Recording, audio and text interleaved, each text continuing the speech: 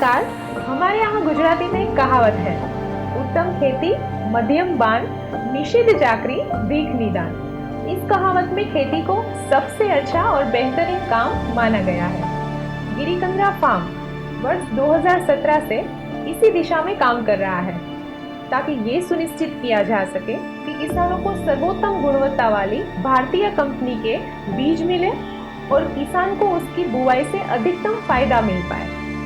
गिरिकंद्रा farm अपने 100 एकड़ के खेत में विभिन्न प्रकार के बीजों का परीक्षण और अध्ययन करके किसानों को उत्कृष्ट बीज उपलब्ध कराने के लिए प्रतिबद्ध है।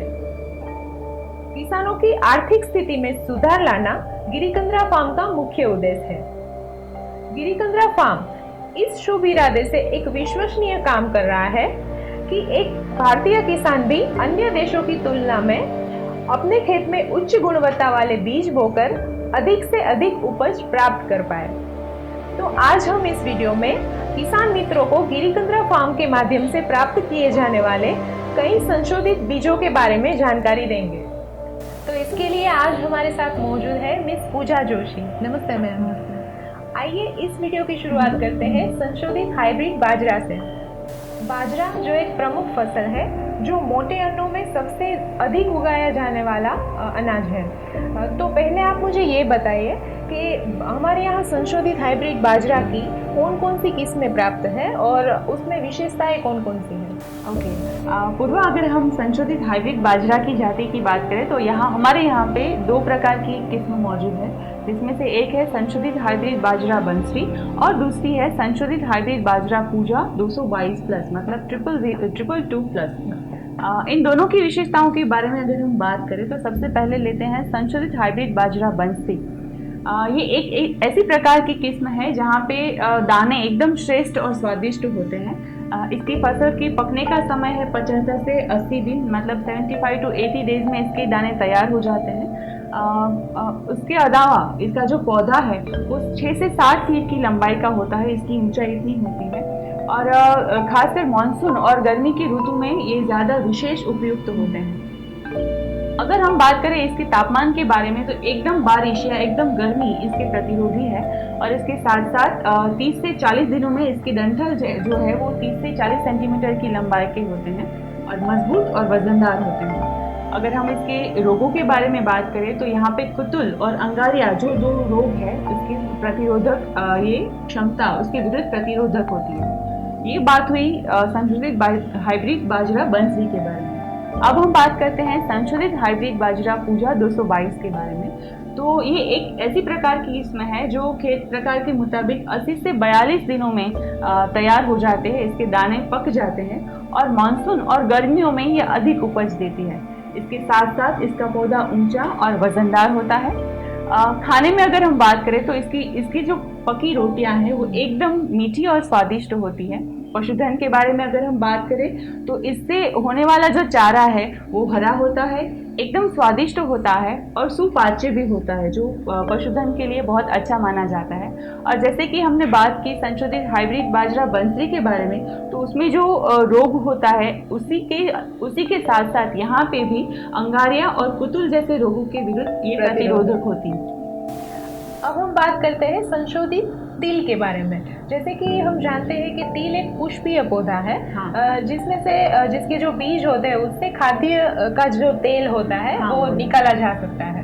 तो तब हम आपसे संशोधित तिल के बारे में कुछ जानना चाहेंगे कि आपके यहाँ संशोधित तिल की कितनी और क्या क्या विशेषताएं युक्त किस्में उपलब्ध है? हाँ, डेफिनेटली पूरा।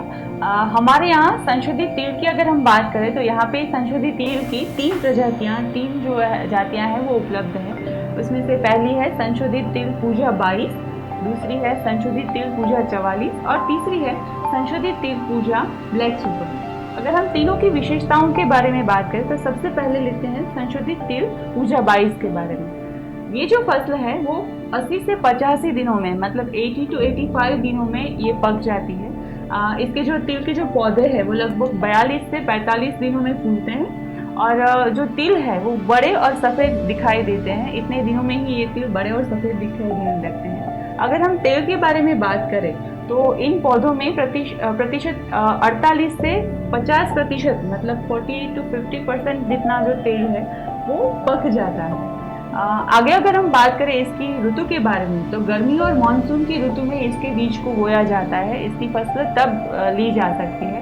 और जो अगर बीज दर की अगर हम बात करें तो मानसून में 1 किलो प्रति एकड़ और गर्मी की ऋतु में 1.5 से 2 किलो प्रति एकड़ जो बीज है वो हम बो सकते हैं।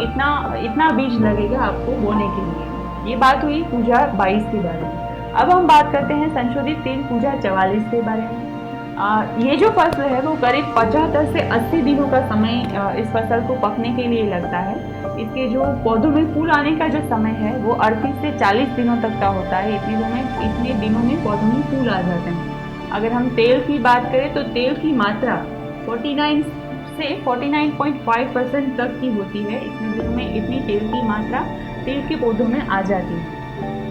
संशोधित पूजा 44 की जो जाति है उसमें इसकी जो फसल है वो गर्मी और मानसून के समय में इसकी फसल को बोया जा सकता है।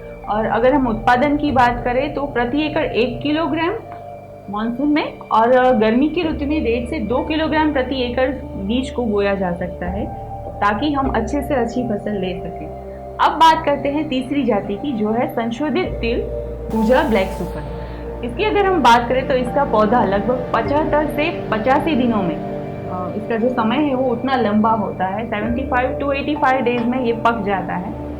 इसका जो तल है, उसका जो तिल है वो काले कलर के होते हैं, काले रंग के होते हैं, इसलिए हमने इसको पूजा ब्लैक सुपर नाम दिया गया है। इसका जो पौधा है, इसके जो तिल है वो मध्यम कलर के और आकार में बड़े होते हैं, जिसमें तेल की मात्रा 49 से 50% तक की होती है। इतना तेल की मात्रा उसमें से निकल सकती है। और इसका जो पौधा है वो तैयार होने में, इसकी फसल तैयार होने में तकरीबन 90 से 100 दिनों का समय लगता है। मतलब 90 से 100 दिनों में इसकी फसल आराम से तैयार हो जाती है। मतलब 3-3.5 महीने। हाँ, इतने टाइम में ये आराम से तैयार हो जाएगी। अब बात करते हैं मूंग के बारे में। जैसे कि मूंग एक प्रमुख फसल है और मूंग के दानों में प्रोटीन, कार्बोहाइड्रेट्स, वसा तथा अल्प मात्रा में विटामिन भी मिल सकते हैं। तब हम आपके यहाँ जो मूंग हो रहा है उसके बारे में कुछ जानना चाहेंगे, तो उसके बारे में कुछ जानकारी दीजिए। श्योर पूर्वा। हमारे यहाँ मूंग की सिर्फ एक ही फसल पाई जाती है, एक ही जाति पाई जाती है, जिसका नाम है लक्ष्मी 54 मूंग, मतलब लक्ष्मी 54 मूंग। ठीक है। अगर इस किस्म की हम बात करें, इसकी विशेषताओं के बारे में बात करें, तो इसका जो पौधा है वो 65 से 70 दिनों में पौधा अच्छे से उग जाता है। इसका समय इतना लगता है, इतने दिनों का लगता है, 65 to 70 डेज का। पौधों की अगर हम ऊंचाई के बारे में बात करें तो इसकी ऊंचाई 50 से 65 सेंटीमीटर तक की इसकी ऊंचाई होती है। और साथ ही में इसकी 8 से 10 शाखाएं भी होती है। ये गुच्छों में जीवंत होता है, गुच्छों में ये पाक फलता है और उसके साथ साथ गुच्छों में बैठकर ही एक साथ ये सारी जो शाखाएं हैं वो पकती हैं। मानसून और गर्मियों की ऋतु में ये फसल बहुत ही अच्छे से तैयार हो जाती है। मतलब उसके जो बीज के बोने का समय है वो मानसून और गर्मियों की ऋतु कहा जा सकता है कि उस ऋतु में ये अच्छे से पक जाएंगे। तो उसके बोने का समय ही वही है। मूंग के जो बीज है वो चमकीले होते हैं और उसके साथ साथ मध्यम से लेकर बड़े आकार में भी उपलब्ध होते हैं और बाजार में ये बहुत ही ऊंचे दाम पर बिक सकता है। तो इसीलिए ये जो जाति है वो बहुत ही अच्छी जाति है, जिसका नाम है लक्ष्मी 54। अब हम बात करते हैं उड़द के बारे में। उड़द या उड़द ये एक दलहन प्रकार का अन्न है। इससे जो दाल मिलती है वो भोजन में और औषधि में दोनों में उपयोगी होती है। तो अब हम ये जानना चाहेंगे कि हमारे यहाँ जो उड़द की किस्में हैं उसकी विशेषताएं कौन कौन सी हैं? जी ज़रूर। हमारे यहाँ उड़द की एक ही जाति पाई जाती है, एक प्रकार का बीज पाया जाता है जिसका नाम है संशोधित हाइब्रिड पूजा 99+। अगर हम इसकी विशेषता के बारे में बात करें तो इसका जो पौधा है वो तकरीबन 75 से 80 दिनों में तैयार हो जाता है और इसकी जो ऊंचाई है वो 50 से 60 सेंटीमीटर जितनी ऊंची होती है। इसके साथ साथ इसकी जो फली है वो एकदम लंबी होती है और वो गुच्छों में पाया जाता है। अगर दूसरी जातियों की प्रजाति तुलना में अगर हम बात करें तो इसकी जो किस्म है वो अधिक आकर्षक है और रोग प्रतिरोधक है। मतलब यहाँ पे रोगों की संभावना बहुत ही कम होती है, पाक में रोगों की संभावना। इसके साथ साथ इसकी जो खेती है वो आमतौर पर मानसून और गर्मियों के सीज़न में ज़्यादा अनुकूल होती है। मतलब इस सीज़न में बीज अच्छे से बोए जा सकते हैं और ये सीज़न पाक के लिए सबसे ज़्यादा अनुकूल होती है। अगर हम इसकी किस्म जो है वो इसकी किस्म जल्दी पकने वाली होती है और अधिक उपज देने वाली इसकी किस्म है। तो हमारे यहाँ उड़द की सिर्फ एक ही जाति है जिसका नाम है संशोधित पूजा 99+। अब हम बात करते हैं भिंडी के बारे में। ज़्यादातर सब्जी के रूप में उपयोग में ली जाने वाली भिंडी को भारत के विभिन्न देशों में विभिन्न नामों से जाना जा सकता है। तो अब हमें ये बताइए कि यहाँ मिलने वाली जो हाइब्रिड भिंडी है उसकी कौन कौन सी किस्में हैं और उसके बीज के बारे में कुछ बताइए। जी हाँ, ज़रूर। हमारे यहाँ हाइब्रिड जो भिंडी है उसकी एक प्रजाति मौजूद है जिसका नाम है संशोधित हाइब्रिड भिंडी पद्मा 102। अगर हम इसके बारे में बात करें तो इसका जो पौधा है वो 6 से 8 इसके जो पौधे हैं इसमें 6 से 8 शाखाएं होती है और साथ ही वे मध्यम आकार की और एकदम मजबूत भी होती है। अगर हम इसके पाक के बारे में बात करें तो पौधों में जो फूल आने की शुरुआत है, पौधों की जो बुआई है वो 35 से 40 दिनों के बाद, बुआई के 35 से 40 दिनों के बाद इसमें फूल आना शुरू हो जाते हैं और उसके 10 से 12 दिनों में फसल अच्छा से उत्पादन हो जाता है। तो हमें उसके 10 से 12 दिनों में अच्छा सा उत्पादन मिल जाता है। साथ ही जो भिंडी है, भिंडी की फली है वो समान रूप से मध्यम और मुलायम होती है और लंबे समय तक वो ताज़ा रहती है। अच्छे से लंबे समय तक वो ताज़ा रह सकती है। ये जो बीज है वो पीलिया नामक रोग से सुरक्षा प्रदान करता है पाक को।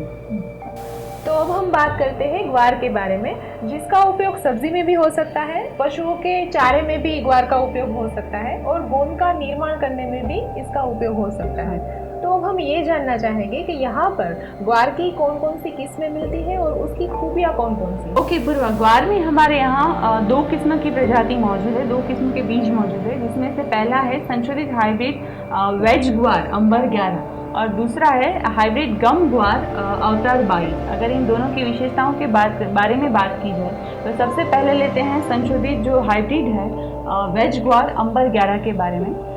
इसकी जो फली है वो चौड़ी होती है और हरे रंग की होती है और एकदम मजबूत और रेशेदार होती है और साथ ही में इसकी औसत जो लंबाई है, पाक की जो लंबाई है वो 7 से 9 सेंटीमीटर तक की ऊंचाई की 7 से 9 सेंटीमीटर तक की होती है। इसके साथ साथ मौसम के आधार पर तकरीबन 28 से 30 दिनों में इसमें फूल आने लगते हैं और इसकी पहली जो लैंडिंग है वो तकरीबन 40 से 50 दिनों में हो जाती है। ग्वार की जो फली है वो पौधे के नीचे गुच्छों में पाई जाती है और इसके साथ साथ ग्वार खाने में एकदम स्वादिष्ट लगते हैं, जैसे आपने मुझे पहले बताया कि एकदम स्वादिष्ट होते हैं और बाजार में इनकी कीमत भी एकदम ज़्यादा ऊंची आती है। तो जो किसान भाई है वो अगर इसको बोएंगे तो उनको ज़्यादा फायदा हो सकता है। कई प्रकार के फायदे इसमें से वो किसान ले सकता है। इसके साथ साथ ये जो ग्वार की किस्म है वो अन्य किस्मों की तुलना में ज़्यादा उत्पादन देती है और जैसे कि अगर ज़्यादा उत्पादन है तो ज़्यादा मुनाफा भी हो सकता है और अधिक प्रतिबंधी होती है रोगों से। मतलब इसकी ये जो जाति है ग्वार की उसमें रोग आने की संभावना बहुत ही कम होती है, रोगों से प्रतिरोधी होती है। ये बात हुई पहली जाति की अंबर 11 के बारे में। अब हम बात करते हैं दूसरी जाति की जो है संशोधित गम ग्वार अवतार 22 के बारे में। अगर हम इसकी बात करें तो इसकी जो पकने का समय है वो 90 से 100 दिनों तक का लगता है। मतलब 90 से 100 दिनों तक में ये अच्छे से पक जाते हैं। इसके साथ साथ इनकी जो फलियां हैं वो मध्यम होती है, लंबी होती है और हल्के हरे रंग की होती है।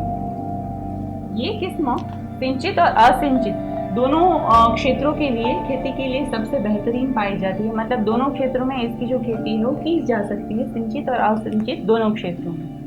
ये अधिक उपज देती है और जैसे कि अधिक उपज देती है तो अधिक फायदा भी होता है और उसके साथ साथ गोंद की जो मात्रा है वो भी इस जाति में अधिक पाई जाती है। मतलब जैसे कि आपने बताया, मतलब तीनों का फायदा हमें एक साथ मिल सकता है। तो ये बात हुई ग्वार की प्रजातियों के बारे में।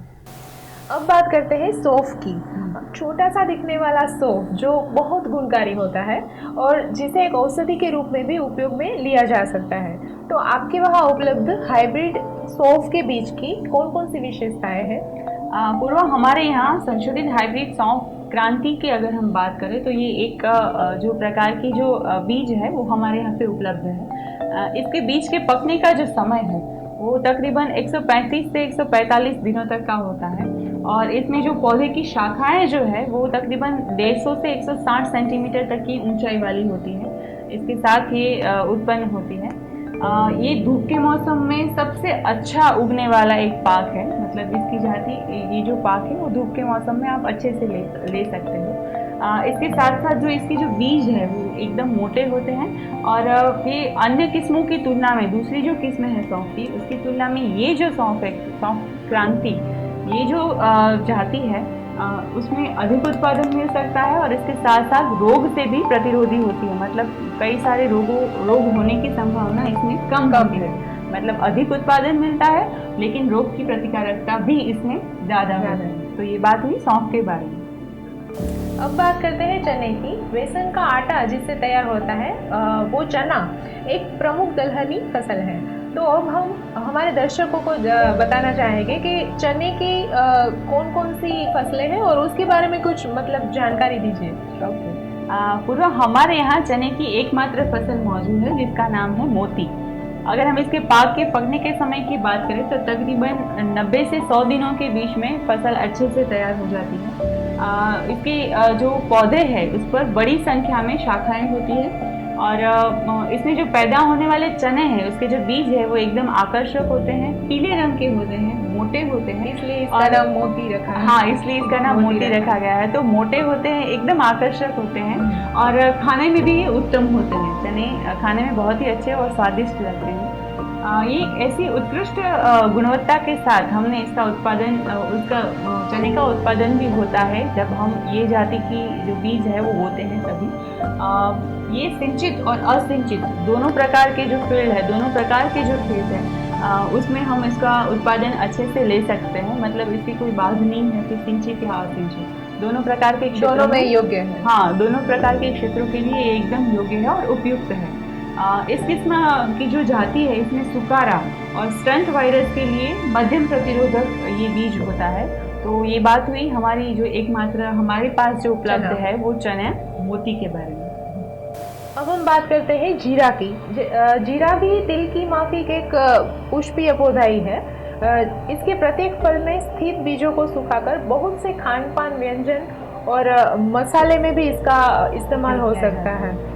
तो करीब करीब दिखने में ये सौंफ की तरह ही दिखता है। तो अब हम बात करेंगे कि जीरे की कौन कौन सी हाइब्रिड किस्में हमारे यहाँ उपलब्ध है। हमारे यहाँ जीरे की 2 प्रकार की किस्में उपलब्ध हैं, जिसमें कि है पहली है हाइब्रिड संशोधित जीरा वरदान 44 और दूसरी है संशोधित जीरा वरदान 99। इन दोनों की अगर हम बात करें तो सबसे पहले बात करते हैं संशोधित जीरा वरदान 44 के बारे में।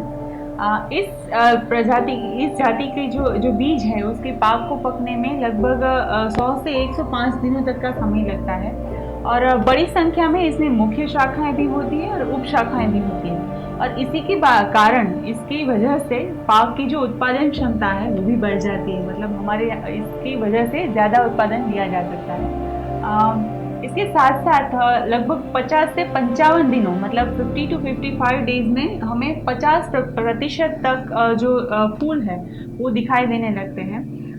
ये खुजली के लिए प्रतिरोधी है और इसके साथ साथ बहुत ही अच्छे से ये उच्च प्रतिरक्षक भी है, मतलब रोगों से भी ये रक्षा प्रदान करता है। इस किस्म में आवश्यक जो जाति है उसमें तेलों के निर्यात की अत्यधिक मांग है। मतलब इस किस्म के जो तेल है उसकी निकास की भी ज़्यादा मांग रहती है बाजार में।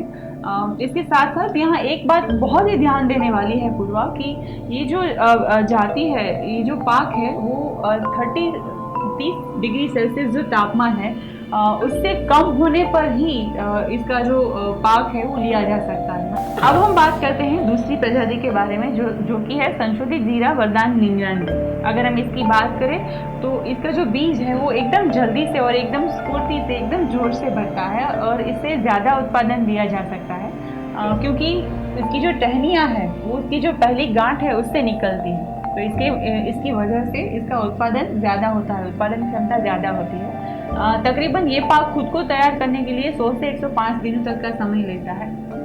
उसके साथ साथ इसमें इसके द्वारा जो तेल निकाला जाता है उसकी जो निर्यात है वो निर्यात बाजार में सबसे ज़्यादा होती है, इसकी मांग सबसे ज़्यादा होती है बाजार में। उतना ही नहीं, इसके साथ साथ हमने जो पहले जीरा के बारे में बताया था उसी तरह पे यहाँ पर भी ये उल्लेख किया जा सकता है, ये ध्यान रखना जरूरी है कि जब हम इसकी खेती करते हैं तो तापमान 30 डिग्री से कम होना चाहिए। 30 डिग्री सेल्सियस से कम में इसका उत्पादन अच्छे से किया जा सकता है।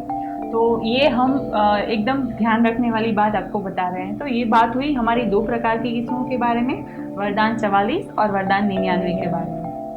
अब हम बात करते हैं धनिया के बारे में। धनिया या कोथमीर जो भारतीय रसोई में प्रयोग की जाने वाली एक सुगंधित हरी पत्ती होती है। जीरा की तरह ही इसको भी सुखाकर मसाले की तरह भी इसका उपयोग किया जा सकता है।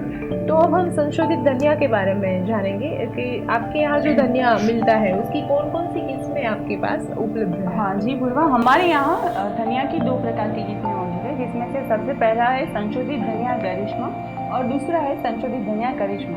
अगर हम पहली जाति की बात करें तो जो गरिश्मा की जाति है उसमें पौधे की जो ऊंचाई है वो तकरीबन 20 से 30 सेंटीमीटर की होती है और इसमें जो शाखाएं हैं, शाखाओं वाले जो पौधे हैं उसकी जो ऊपरी पत्तियां हैं वो ऊपरी पत्तियां प्रमाण में बड़ी होती हैं और चौड़ी होती है और गहरे हरे रंग की होती है।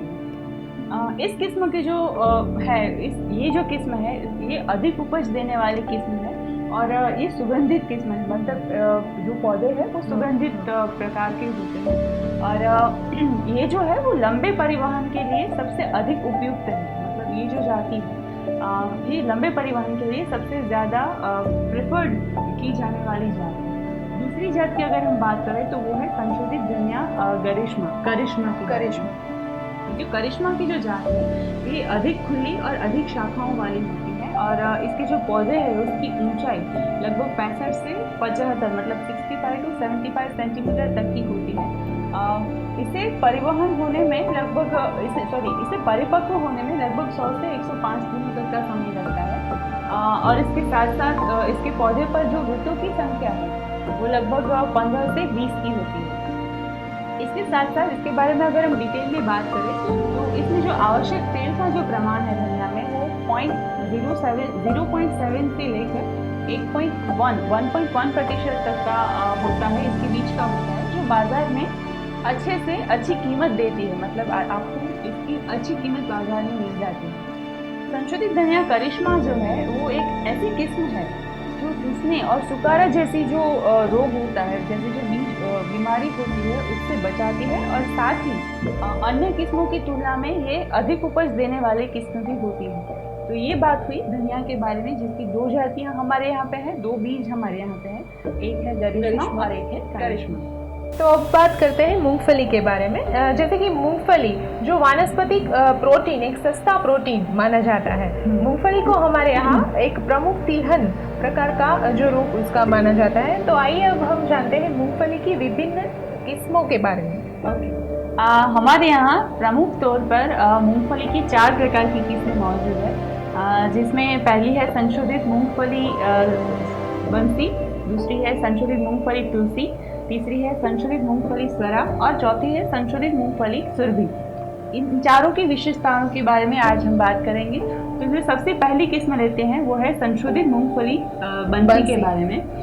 ये जो जाति है ये सबसे पहले इनकी बात की जाए तो ये किस्म 115 से 125 दिनों में ये पक जाती है और अर्ध मानसून और अर्ध शीतकालीन रोपण के लिए ये सबसे उपयुक्त है, सबसे विशेषतर इन सीजन्स में इसके अगर हम ये पाक को अगर हम बोया जाए तो अच्छी उपज हम ले पाएंगे। ये जो है वो अन्य जातियों की तुलना में ये सबसे अधिक उपज देने वाली जो है वो किस्म कह सकते हैं और इसमें जो तेल का प्रमाण है वो 47 से 48% तक का मूंगफली में होता है, क्योंकि खासकर मूंगफली जो है वो तेलीय पाक कहा जाता है, इसलिए हम ये अधिकतर देखते हैं कि इसमें तेल का जो प्रमाण है इस जाति में खासकर वो 47 से 48% तक का हो सकता है। जहाँ तक बात करें संशोधित मूंगफली स्वरा के बारे में तो इसे तैयार होने में 100 से 105 दिनों तक का समय लगता है और ये किस्म मानसून और अर्ध शीतकालीन ग्रीष्म है जो ये ऋतु रोपण के लिए सबसे अधिक उपयुक्त होती है। संशोधित मूंगफली बंसी की अगर हम बात करें, इसी की तरह ये जो है वो अन्य किस्मों की तुलना में सबसे ज़्यादा उपज देती है और इसके बीजों में भी जो तेल का प्रमाण है वो 47 से 48 तक का होता है। इतनी प्रतिशत तक का इसका तेल का प्रमाण होता है और इस प्रजाति को उभरती हुई प्रजाति के तौर पर भी जाना जाता है। मतलब किसानों के लिए ये सबसे अच्छी प्रजाति है, वो हम कह सकते हैं कि हो सकती है। अगर हम तीसरी किस्म के बारे में बात करें तो तीसरी किस्म का नाम है संशोधित मूंगफली तुलसी।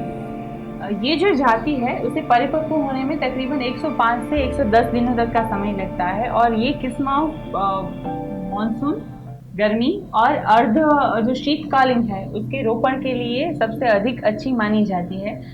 इसके जो पत्ते हैं वो छोटे होते हैं और कम पानी लेते हैं। इसी की वजह से सिंचाई में भी 20 से 30% तक का फायदा हो सकता है क्योंकि इसको पानी की ज़्यादा ज़रूरत नहीं होती है। इसकी भूसी के पतले होने के कारण रिकवरी का जो रेट है वो 72.76% तक से अधिक होता है और इसके साथ साथ बीज में जो युक्त HPS की जो गुणवत्ता है उसके कारण इसके अनाज में जो तेल का प्रमाण है वो करीब 49 से 52% तक का होता है। ये बात हुई हमारी तीसरी किस्म के बारे में जो कि है तुलसी। अब बात करेंगे हमारी चौथी किस्म जो है उसके बारे में जिसका नाम है संशोधित मूंगफली सुरभि। इसके बारे में अगर हम बात करें तो ये किस्म अर्ध मानसून और ये जो अर्ध मानसून का जो मौसम है उसके दौरान सबसे ज़्यादा उपयुक्त होती है, सबसे ज़्यादा अच्छी फसल इसकी हो सकती है।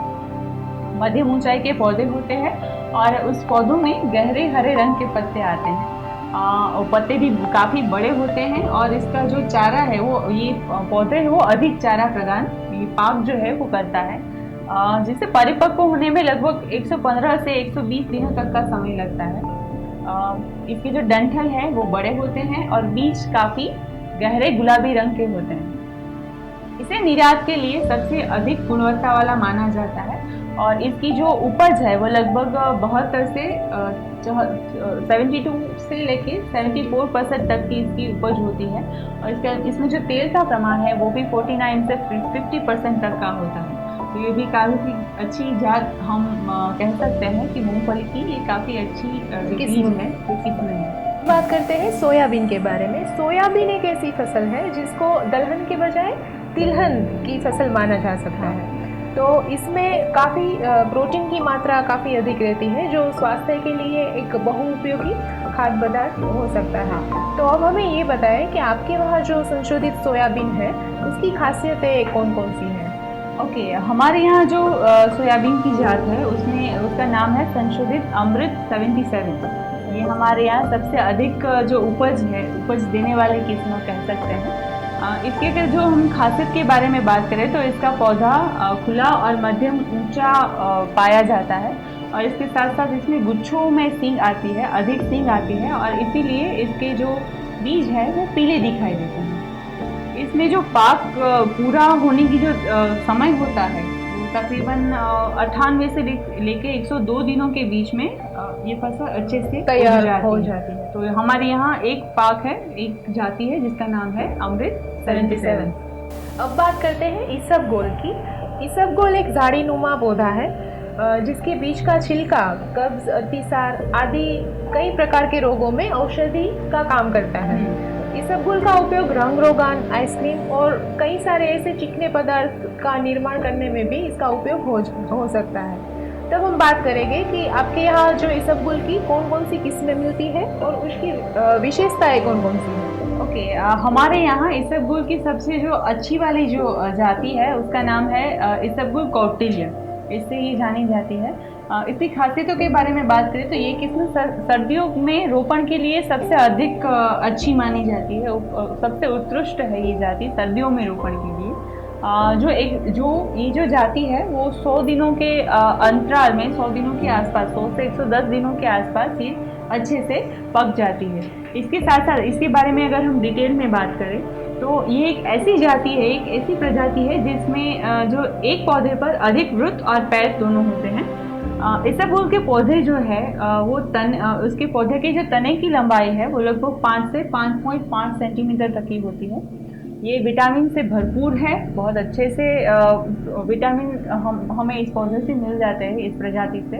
और किसी भी दूसरी प्रजाति की तुलना में ये सबसे ज़्यादा उत्पादन प्रदान करता है। और साथ ही में इसकी जो जाति है वो रोग प्रतिकारक शक्ति हमें सबसे ज़्यादा यहाँ पे इस प्रकार की जो जाति है पौधे इसमें हमें मिलती है। तो ये बात है इसबगोल के बारे में। अब बात करते हैं गेहूं के बारे में। मध्य पूर्व के लेवांट क्षेत्र से आई हुई ये जो एक घास है जिसकी खेती आजकल दुनिया भर में ही हो रही है। दुनिया भर में विश्व भर में भोजन के लिए ये जो सबसे ज़्यादा उगाने वाली, मक्का के बाद में अगर जो कोई आती है तो दूसरे नंबर पर गेहूं सबसे ज़्यादा उगाने वाली एक फसल है। तभी हम ये जानना चाहेंगे कि यहाँ पर किस प्रकार के संशोधित गेहूं की किस्में उपलब्ध है। हाँ पूर्वा, हमारे यहाँ पे गेहूं की मुख्य प्रमुखतः 2 किस्में उपलब्ध है, जिसमें पहली है पूजा गोल्ड और दूसरी है समृद्धि। ये 2 प्रकार की जातियाँ हमारे यहाँ पे है। पहली अगर बात करें पूजा गोल्ड के बारे में, तो इससे पाक को जो पकने का जो समय है वो तकरीबन 110 से 120 दिनों तक का होता है।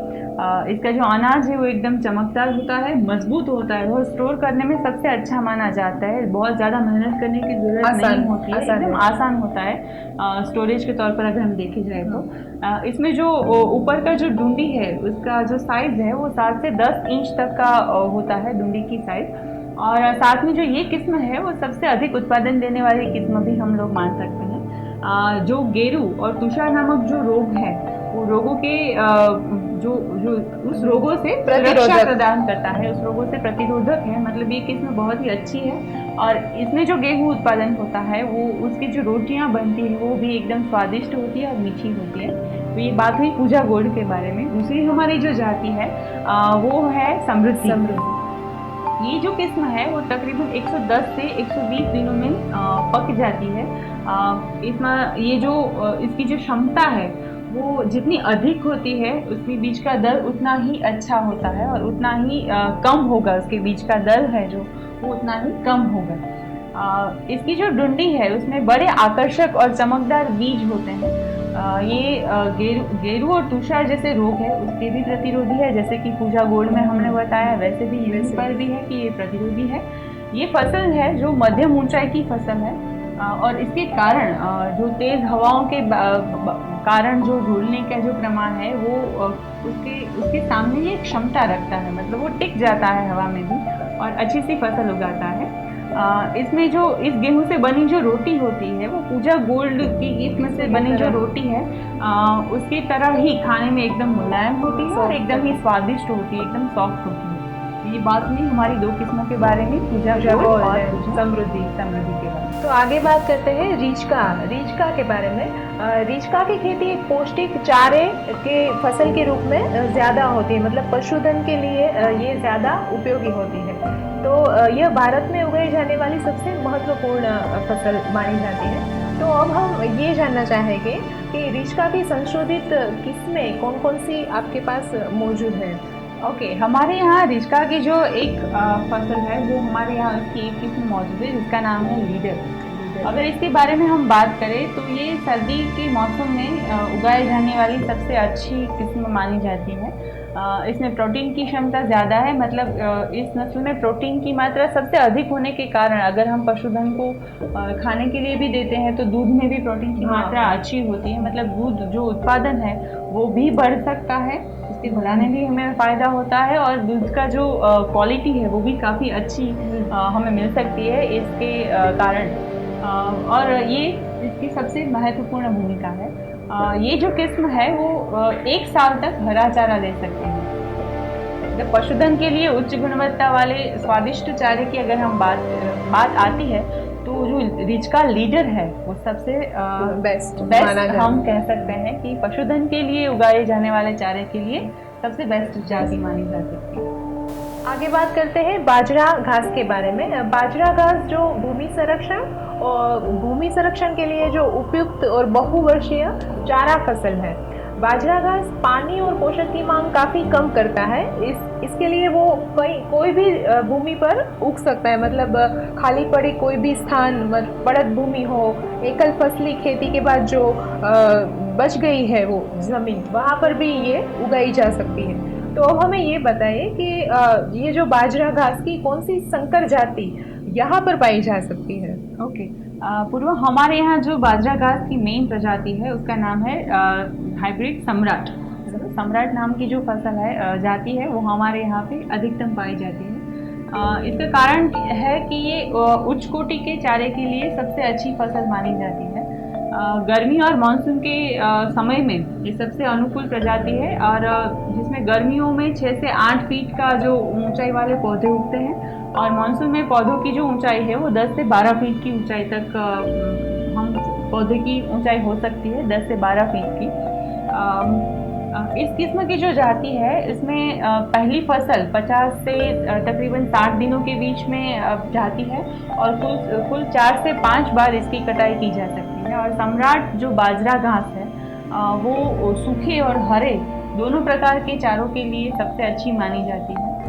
इसके अलावा अगर हम बात करें तो ये उच्च कोटि का प्रोटीन प्रदान करता है। मतलब अगर पशुओं को ये चारा बाजरा घास खिलाया जाता है सम्राट, तो इसके परिणाम स्वरूप जो दूध में प्रोटीन की क्षमता है वो भी अच्छी रहती है, फायदे भी ज़्यादा रहता है, गुण भी अच्छा होता है और इसके अलावा उत्पादन भी अधिक होता है। तो हमारे यहाँ ये जो एक किस्म है वो सबसे अच्छी पाई जाती है जिसका नाम है बाजरा सम्राट।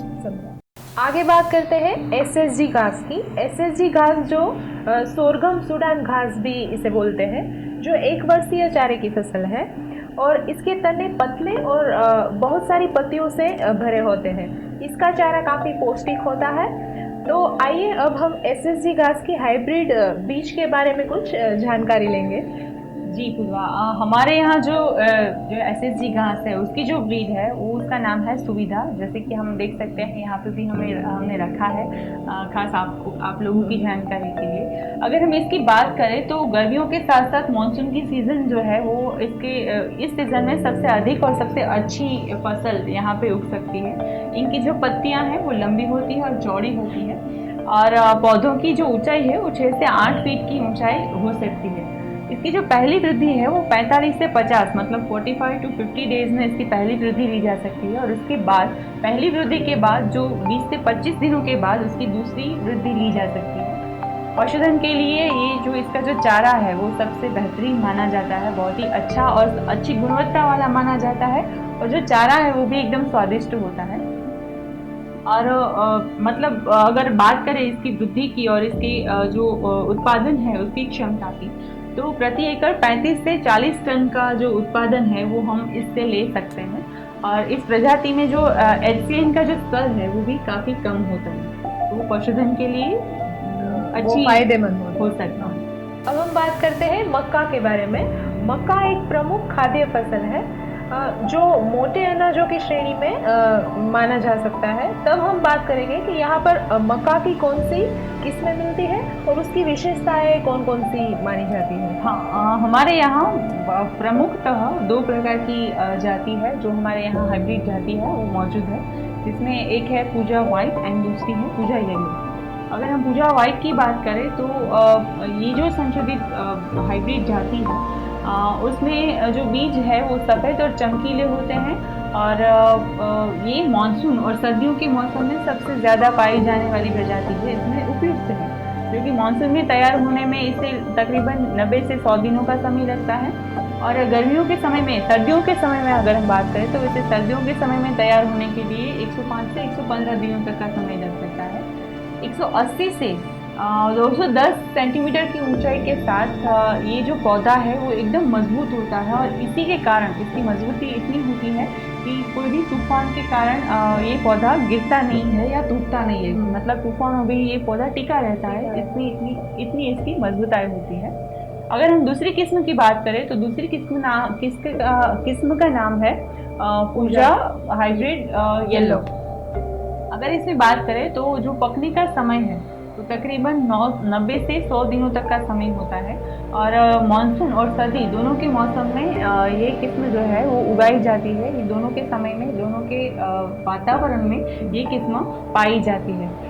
उसके बारे में अगर हम बात करें तो जो पौधे हैं वो बड़े पीले नारंगी रंग के बीज होते हैं, इसके 7 पौधे उत्पन्न होते हैं और उच्च उपज के लिए, अच्छी सी उपज के लिए ये जो किस्म है वो जानी जाती है। जो सुकारा का जो रोग है उसकी प्रतिरोधी क्षमता प्रदान करती है ये किस्म, जिसका नाम है पूजा येलो। तो हमारे यहाँ प्रमुखतः ये दो किस्में मौजूद हैं। तो अब बात करते हैं एरंडी के बारे में। एरंडी का पेड़ भी एक पुष्पीय पौधा ही माना जाता है। एरंडी का जो पौधा होता है 12 मासी झाड़ी वाला होता है। एरंडी का जो बीज बहुप्रयोजनीय केस्टर ऑयल यानी कि एरंडी का तेल जिसे बोलते हैं उसके उपयोग में ज़्यादा आ सकता है। तो अब आइए जानते हैं एरंडी के हाइब्रिड बीज की विभिन्न किस्मों के बारे में जो यहाँ पर हमें मिल सकती है। जी, हमारे यहाँ पे जो एरंडी की जो जाति है उसमें दो प्रकार की जाति सबसे अधिक पाई जाती है। सबसे पहली है जर्मन 11+ और दूसरी है जर्मन किंग। ये जो दो प्रजातियां हैं उसमें सबसे पहले बात करते हैं जर्मन 11+ के बारे में। तो ये जो प्रजाति है उसको परिपक्व होने में लगभग 200 से 215 दिनों तक का समय लगता है, जबकि पहली जो फसल है वो 105 से 115 दिनों के बीच में उग जाती है। दोहरा फूल होने के कारण ये रोग कीटों के प्रति अधिक प्रतिरोधी क्षमता प्रदान करती है और इसकी जो सूंड है वो लाल रंग की होती है और पौधा है वो विभाजन के कारण जो सुकारा जैसे रोग है उसके प्रति हमें अच्छी प्रतिरोधी क्षमता प्रदान करता है। इसके साथ साथ इसकी जो शाखाएं हैं और शाखाएं पौधों के तने के वजह से बहुत ही ज़्यादा फैली हुई होती है, तो उसका जो फैलावा है वो भी ज़्यादा होता है। और क्योंकि इसका फैलावा ज़्यादा है, पौधे एकदम से अधिक मात्रा में फैले हुए होते हैं, तो जो उसकी जो बीज का जो रोपण है, हम जब बीज बोते हैं तो वो भी हमें कुछ अंतर रख के दो पौधों के बीच में जो है वो अंतर रखना काफ़ी ज़रूरी हो जाता है। और अगर हम उसकी मात्रा की बात करें तो जो रोपण का जो मात्रा है वो 8x4 फीट या तो फिर 5x5 फीट का जो अंतर है वो हमें इस किस्म में रखना चाहिए, जर्मन 11+ में। अब बात करते हैं दूसरी प्रजाति के बारे में जिसका नाम है जर्मन किंग। अगर इस प्रजाति की बात करें तो इसमें जो पौधे हैं उसकी जो पत्तियां हैं वो तने के ऊपर और नीचे दोनों तरफ फैली हुई होती है, तो दोगुनी इसकी जो पत्तियां हैं वो खिलती हैं। रोगों के प्रति प्रतिरोधक क्षमता काफ़ी अच्छे से प्रदान करती है ये प्रजाति। इसमें जो बीजों में तेल का जो प्रमाण जितना ज़्यादा होगा उतना इसका ज्वार है वो उतना ही बेहतरीन होगा, उतना ही अच्छा होगा।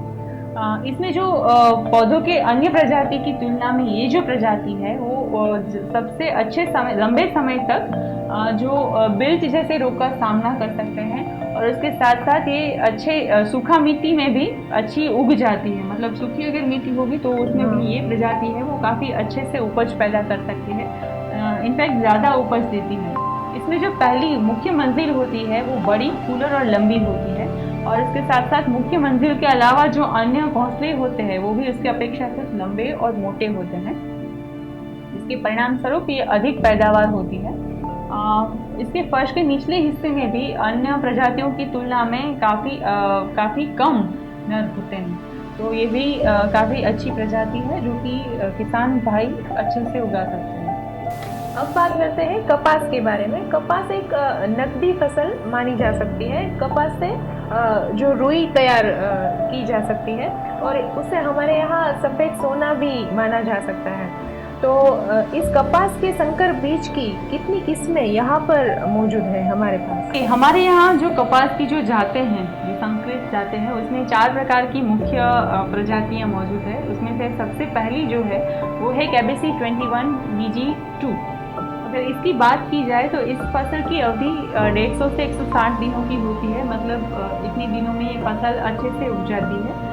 इन बीजों में जो ततैया का लगातार फूलने की क्षमता जो होती है वो जो ततैया की क्षमता है वो 45 से 50 दिनों में फूलने वाली लगती है। ये किस्म सिंचित और असिंचित दोनों प्रकार की जो ज़मीन है उसमें अच्छे से उग जाती है, मतलब इसको पानी की ज़्यादा ज़रूरत है ऐसा नहीं है, ये दोनों क्षेत्रों में अच्छे से उग जाती है।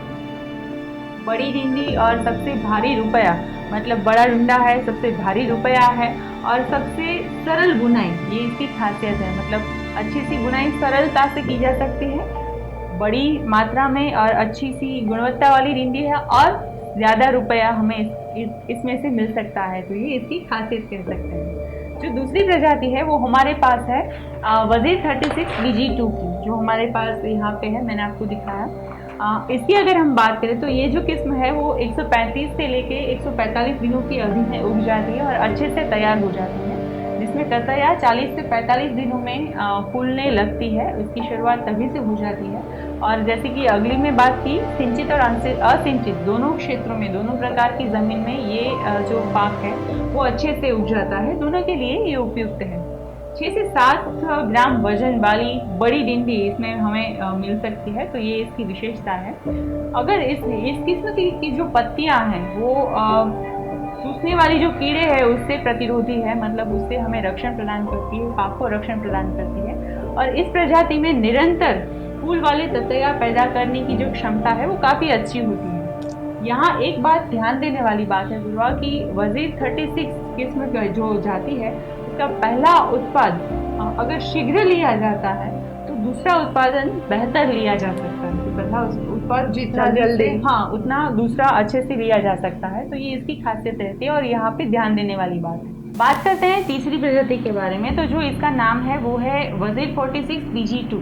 अगर इसके बारे में हम बात करें तो ये जो इसके जो पाकने का समय है, पाक के फसल का समय है, वो तकरीबन 150 से 160 दिनों में दर्ज किया जा सकता है। मतलब 150 डेज टू 160 डेज में ये फसल अच्छे से उग जाती है।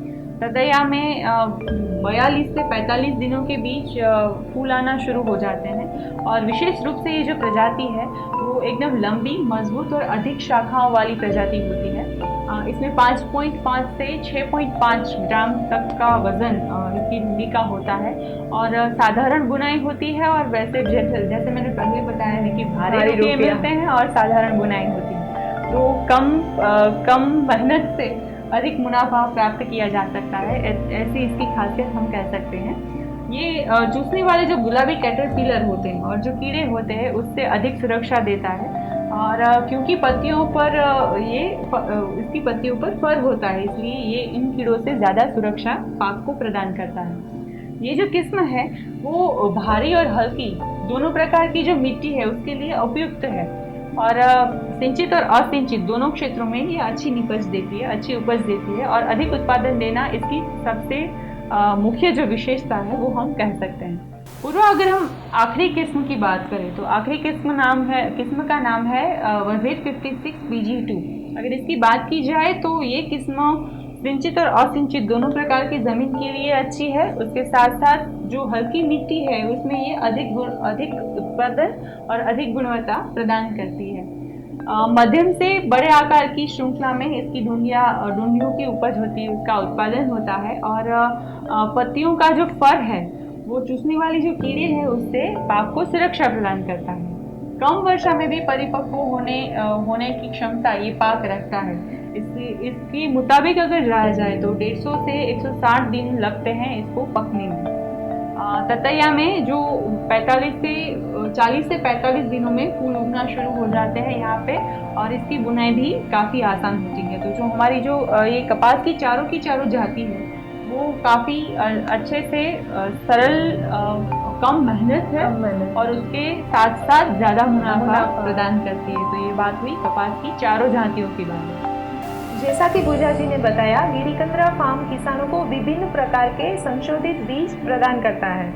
जो किसान भाई इन बीजों को अपनी खेती में बोना चाहते हैं, इनके लिए गिरिकंद्रा फार्म किसानों को शुरुआती परीक्षण के तौर पर छोटे पैकेट भी प्रदान करता है, ताकि किसान मित्र पहले इसका परीक्षण करें और फिर अच्छी उपज प्राप्त करने पर बड़ी मात्रा में इसकी खेती कर पाए। तो आप भी गिरिकंद्रा फार्म के व्हाट्सएप ग्रुप से जुड़े और यहाँ के विशेषज्ञों से अपनी खेती की समस्याओं के समाधान पाए। धन्यवाद।